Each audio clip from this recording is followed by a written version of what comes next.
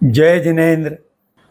हम जैन दर्शन के 4 बिंदुओं से विवेचना पद्धति में उपयोग कर रहे थे। दूसरा बिंदु है सूत्र। इस पर कुछ बातें हमने पहले की है, अब और आगे बातें करते हैं।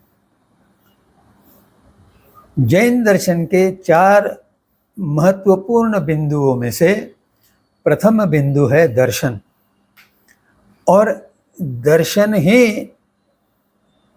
एक प्रकार से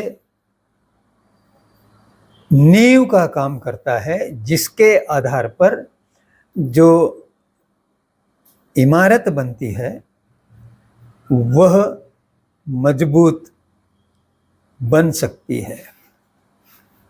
इस दर्शन का महत्व समझने के लिए हम आज इस शब्द का विवेचन करेंगे।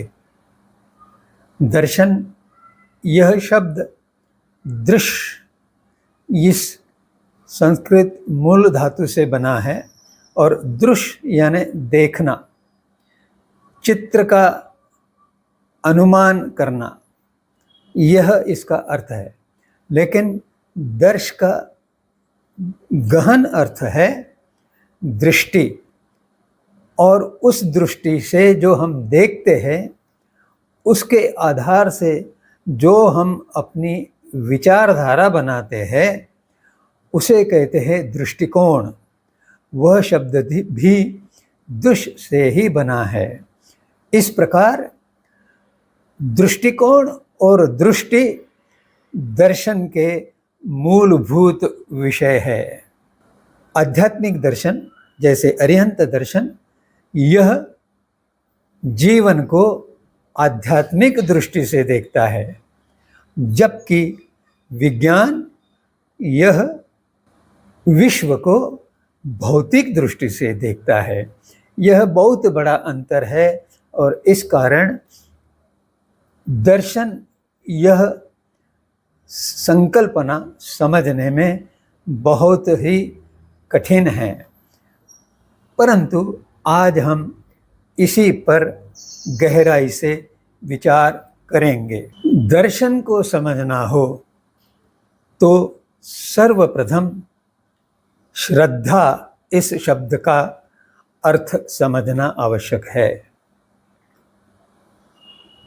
श्रद्धा से जुड़ा हुआ शब्द है अंधश्रद्धा, और अगर कोई सही पद्धति से अवलोकन करे या सही विचारों द्वारा, दृष्टिकोण द्वारा वस्तु स्थिति का आकलन करे, तो वह यह निश्चित कहेगा कि विश्व की मनुष्य जाति की बहुत बड़ी जनगणना अंधश्रद्धा से चलती है। अंधश्रद्धा, इसका अर्थ क्या है? अंधश्रद्धा, इसका अर्थ है बिना कोई बात सोचे लोगों की देखा देखी अपना व्यवहार करना। और इसकी बहुत विभिन्न प्रकार की स्थितियां हैं। एक स्थिति यह है परंपरा से चलती आ रही बातें उसी प्रकार से करना। मुझे एक बात याद आती है। एक लड़की अपने ससुराल जाने के पश्चात तुरई की सब्जी के 3 लंबे टुकड़े करती थी और फिर वो सब्जी पकाती थी, और वह ऐसा इसलिए करती थी कि उसकी माँ इस प्रकार करती थी। अब उसके ससुराल में उसकी सास ने पूछा कि तुम इसके इतने टुकड़े क्यों करती हो, बर्तन तो बड़ा है। तो कहती है पता नहीं, मैं तो करती आ रही हूं।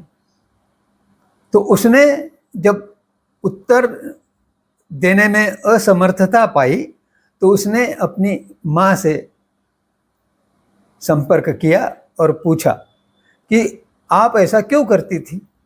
तो माँ ने उत्तर दिया, बेटी वो बर्तन छोटा होने से पकने में जो है सुविधा होने के लिए मैं टुकड़े करके रखती थी। तो यह परंपरा की बात थी और बिना सोचे समझे परंपरा इस तरह से चलती है तो वह एक प्रकार से अंधश्रद्धा हो जाती है। अंधश्रद्धा का दूसरा रूप है देखा देखी करना।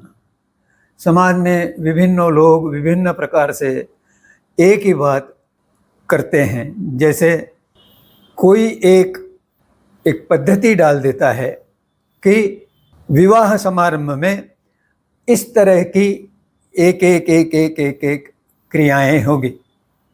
अब इसके पीछे क्या तर्क है, क्या विज्ञान है, यह बिना जाने वे पद्धतियाँ व्यवहार में आती है। उदाहरण के लिए हम जब एक यज्ञ करते हैं या होम हवन करते हैं विवाह में, तो हम क्या करते हैं, कुछ आहुतियाँ डालते हैं, उसके अग्नि के लिए ऊपर से तेल या घी डालते हैं और धुआं बहुत मात्रा में निर्माण होता है। अब यह धुआं जो है एक तो वहाँ बैठे हुए लोगों के लिए सांस लेने में और शुद्ध हवा भीतर पहुँचाने में पीड़ा महसूस करते हैं, कठिनाई अनुभव करते हैं। पर यह परंपरा चली आ रही है देखा देखी। जैसे एक भेड़ बिना विवेक के आगे बढ़ती रहती हैं, उसे यही पता नहीं है कि आगे खाई है और वो खाई में गिर गई। यह उसके पीछे चलने वाली भेड़ चाल चलने वाली भेड़े नहीं जानती कि आगे क्या है, वे भी उसके साथ खाई में गिर जाती है। यह भेड़ चाल है और भेड़ चाल का अर्थात अंधश्रद्धा का यह दुष्परिणाम है। कुछ लोग विभिन्न देवताओं के वहाँ मान्यताएं मानते हैं और संयोग से अगर उन्होंने मान्यता की हुई बात यशस्वी हो गई तो फिर वे उस देवी देवता का और प्रचार करते हैं। मेरी मान्यता वहाँ सफल हुई और फिर और लोग उस देवी देवता की मान्यताओं का और प्रचार करते हैं। यह भी अंधश्रद्धा है। इस अंधश्रद्धा का लाभ अनेक पाखंडी व्यक्तियों ने उठाया है और इस कारण समाज का, परिवारों का, व्यक्तिगत लोगों का बहुत नुकसान भी हुआ है।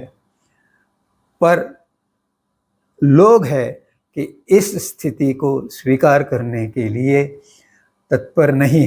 अंधश्रद्धा के विपरीत है श्रद्धा, उसमें विवेक है, कोई मन में शंका नहीं है, कोई संदेह नहीं है, कोई प्रश्न नहीं है।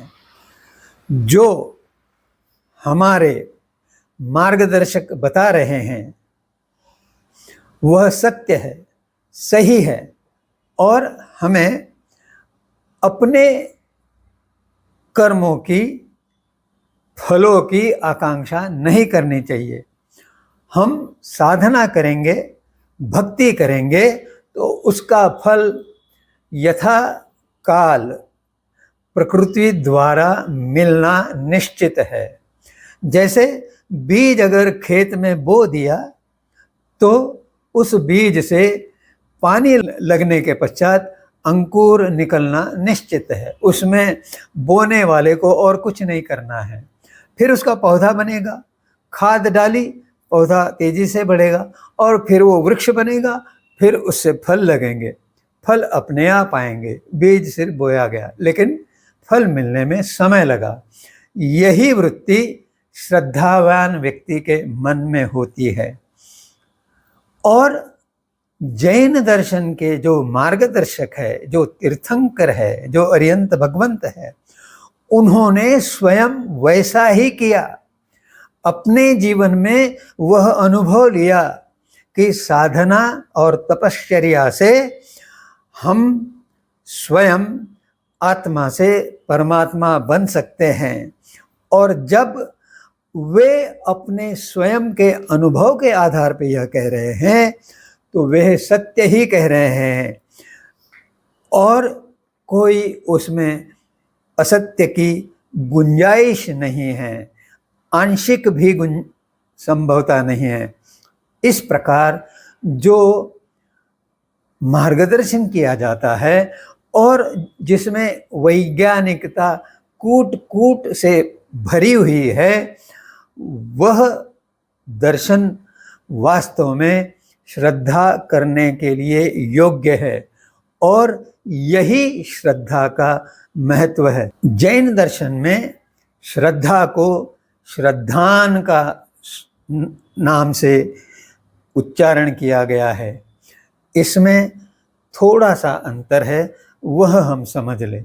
श्रद्धा में कभी कभी भय के कारण, संकट के कारण, आपत्ति के कारण, असहायता के कारण शंका उपस्थित हो सकती है, प्रश्न निर्माण हो सकता है।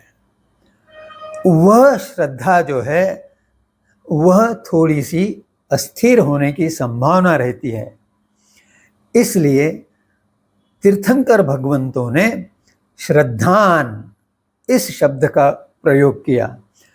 इसमें जो व्यक्ति है, जो साधक है, उसके विचार इतने पक्के रहते हैं कि वह किसी भी संकट या आपत्ति या विपदा के समय में अपने निश्चय से हिलता नहीं है। उसकी श्रद्धान दृढ़ है।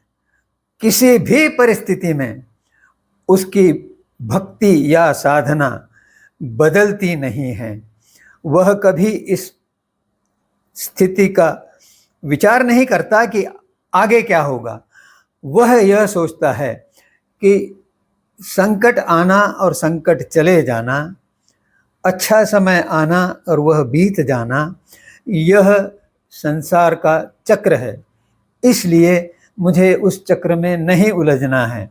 मुझे तो मात्र तपश्चर्या और भक्ति पर अपना लक्ष्य केंद्रित करना है। मुझे आराधना, उपासना, पर्युपासना और तप, व्रत, संयम, इनकी युति से अपना कर्म भार धीरे धीरे घटाते हुए अंत में उसको शून्य बनाकर मुक्ति मार्ग पाना है, जिससे मैं संसार के इस जन्म मरण चक्र से मुक्त हो जाऊं, मुझे पुनर्जन्म नहीं लेना पड़े।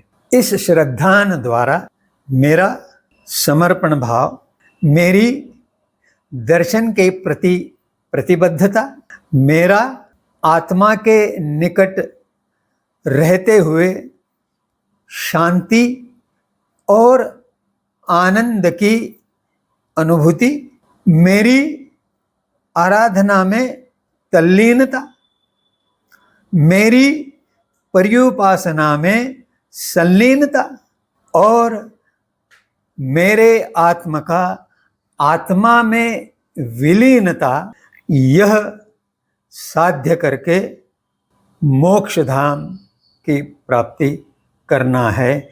यही मेरे जीवन का लक्ष्य है। जय जिनेंद्र।